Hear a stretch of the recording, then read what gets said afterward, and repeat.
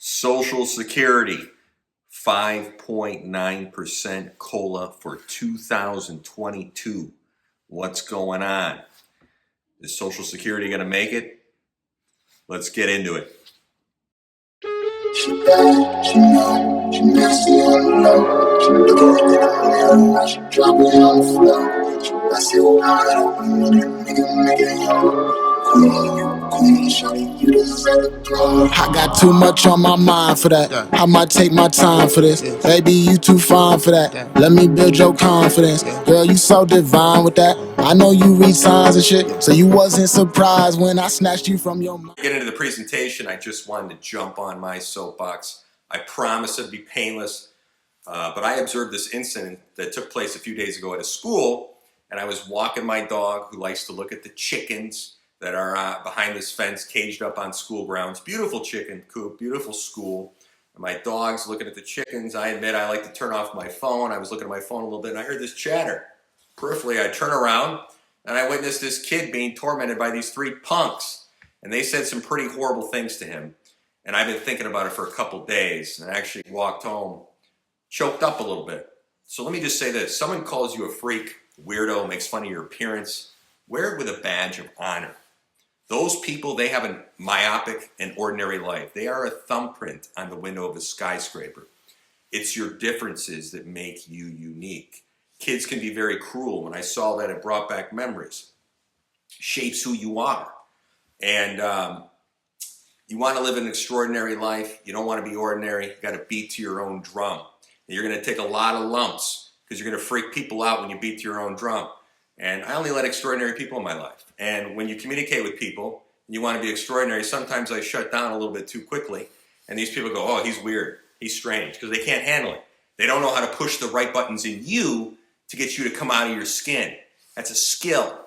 And maybe I should make the effort, but I didn't want to, So maybe I lost some friends, but I've gained a lot. And I can say this, I lived 10 lives, and I want to live 11. If I die tomorrow, I lived a great life. But take risks and live your own unique life. All right, I'm off. Let's get into it. Social Security, 5.9% COLA for 2022, biggest in decades. Guess what? It still won't cover actual cost of living increases for many who are retired. For retirees, 2021 was a bloodbath. In 2022, they might fall behind more slowly. This is the biggest COLA since 1982. The COLA affects household budgets for about 1 in 5 Americans. That includes Social Security recipients, disabled veterans, and federal retirees. So nearly 70 million people in all. For baby boomers who embarked on retirement within the last 15 years, it will be the biggest increase they have ever seen. So, and we don't have money to pay for it, right? So among the red hot inflation data, it's all transitory, right? It's all transitory.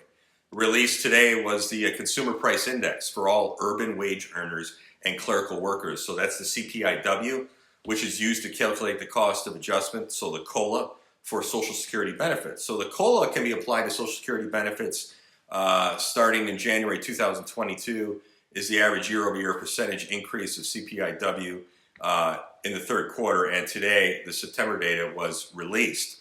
So take a look at this chart, and it's interesting. So for September, the CPIW soared by 5.9% year over year after having soared by 5.8% in August and by 6% in July.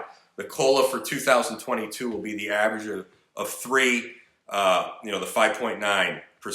So the highest, as I said earlier, since 1982. So a COLA of 5.9% might sound good, and there are hopes that the COLA will allow Social Security benefits to keep up with the actual cost of living. Yeah, right. And, that may be true for some people depending on how and where they're situated, but for many, it won't be enough. And the actual cost of living will continue to outrun the COLA, in my opinion, and that's what the market data shows. So policymakers say the COLA was designed as a safeguard to protect Social Security benefits against the loss of purchasing power in ever-changing economy, and not to, pay, bump for retirees. So after about roughly half of the seniors, half the seniors live in households where Social Security benefits provide at least 50% of their income, and 1/4 rely on monthly payment for all or nearly all of their earnings. So can you imagine if the spigot is shut off? So regardless of the size of the COLA, you never want to minimize the importance of the COLA, said a retirement policy expert, CB. He's a former trustee helping oversee the Social Security and Medicare finances. And so what they found was, people are able to purchase is very profoundly affected by the number that comes out. So we're talking about cost of living in many cases. So this year, Social Security trustees report amplified warnings about long-range financial stability of the program, you think. But there's little talk about fixes in Congress, with lawmakers' attention consumed by President Joe Biden's massive domestic agenda legislation, specifically the $3.5 trillion spending package, and also now the national debt. That's no big deal, though. I just write that off. Just write it right off. Everyone's focused on national debt. No big deal. Don't worry about that. So Social Security cannot be addressed through budget reconciliation process Democrats are attempting to use to deliver Biden's promises. We can't forget about Social Security. Social Security will come, John Larson, he's a Democrat. He's sounding the alarm. He's the chairman of the House Social Security Subcommittee and author of legislation to tackle looming shortfalls that would leave the program unable to pay full benefits in less than 15 years. I think it's 5 years. 5 from other research that I looked at. I think John's off. So his bill would raise payroll taxes while also changing the COLA formula to give more weight to health care expenses and other costs that weigh more heavily on the elderly. Larson says he intends to press ahead next year. So you know why? Because the constituents are upset. So this one-time shot of COLA is not the antidote in his opinion. He's right on that in my opinion. Although Biden's domestic package includes a major expansion of Medicare to cover dental, hearing, vision. So Mr. Larson said he hears from his constituents that seniors are feeling neglected by the Democrats. Ooh, you might lose some votes. Now it's time to step up and do something about the problem. So they had a lot of town halls that they're saying, in the town halls they're really happy with the child tax credit, but we're feeling that, the constituents feel that seniors have been left behind. So he's going to address that next year before the midterms, right?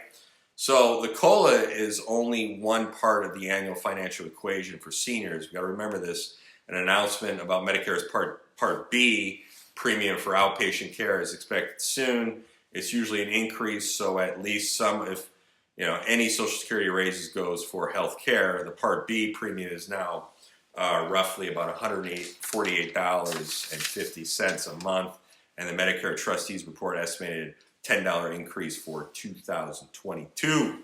So another economist, Marilyn Moon, who has served as public trustee for Social Security and Medicare, believes that current sprout of inflation, just a sprout of inflation, is an adjustment for highly unusual economic circumstances, and a pattern of restraint on prices will reassert itself within time. So policymakers should not delay getting to work on retirement programs. Probably a good idea. So right now, I think, you're at a point where people don't react to policy needs until there's a sense of desperation, and both Social Security and Medicare, from my learnings, are programs that benefit for long-range planning rather than short-term situations. And now they're hearing back from constituents, and they're a little worried. So maybe it'll go to the front burner.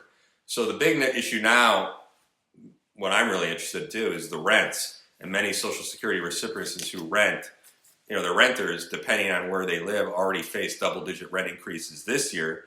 Then there's the gasoline, which jumped an average of 42% year over year. If you really know the history of gasoline, it should be under $1.50 a gallon.